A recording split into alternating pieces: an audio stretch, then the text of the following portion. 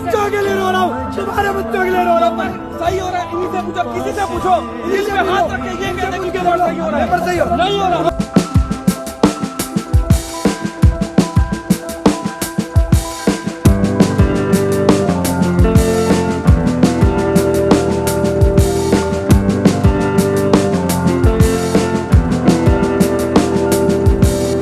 कभी सोचा है जब गुरु ही लहू लिहान हो जाए तो शिष्य का सपना कैसे जिंदा रहेगा।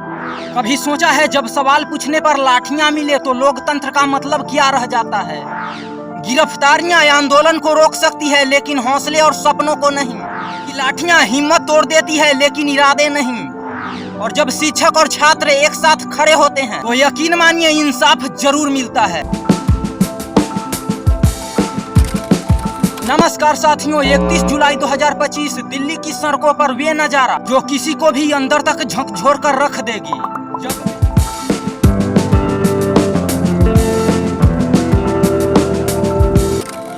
जब वे अपने ही बच्चों के भविष्य के लिए आवाज उठाने निकले तो उन्हें मिली लाठियां, गालियां और गिरफ्तारी।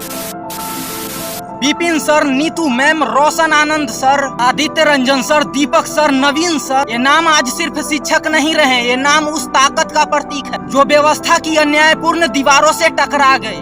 धांधली हो रही है, सेंटर गलत है, वेंडर गलत है, पेन नहीं मिल रहा बच्चों को, सर्वर डाउन है, 200-400 एक टीचर का हाथ टूटा, सिर्फ हड्डी का जख्म नहीं था, वे उस सिस्टम की टूटी हुई आत्मा की आईना थी जो शिक्षक के साथ इस तरीके से व्यवहार किया। लेकिन याद रखिए, इतिहास गवाह है, जब भी भारत का युवा और गुरु एक साथ खड़े हुए हैं तो किसी भी सिंहासन की नींव हिलने से नहीं बची है।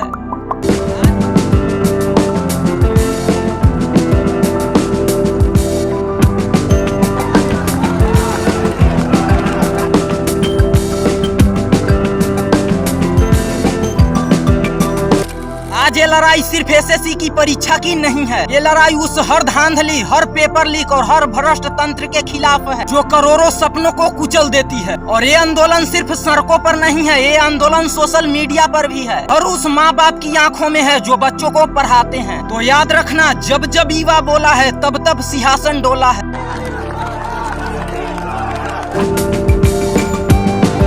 ये सिर्फ नारा नहीं है, ये उस क्रांति की आगाज है जिसे अब कोई नहीं रोक सकता। ये जंग उस भारतीय की है जो चाहता है कि उसका देश निष्पक्ष हो, पारदर्शिता हो। और आज हमें एक होकर इस आवाज को और बुलंद करना होगा, क्योंकि लाठियां हिम्मत तोड़ देती है लेकिन इरादे नहीं। गिरफ्तारियां आंदोलन को रोक सकती है लेकिन हौसले और सपनों को नहीं।